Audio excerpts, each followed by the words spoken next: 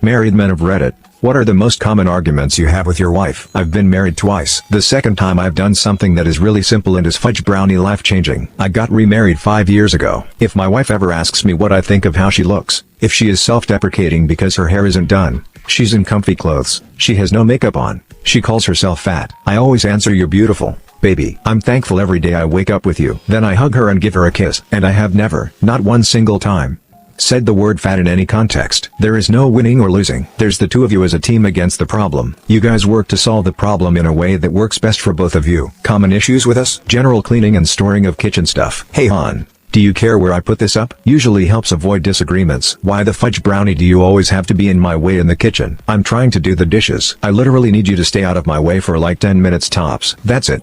Then you can climb on my fudge brownie back if you want. I don't care. But, for fudge brownie's sake, woman, stop standing in the way and trying to tell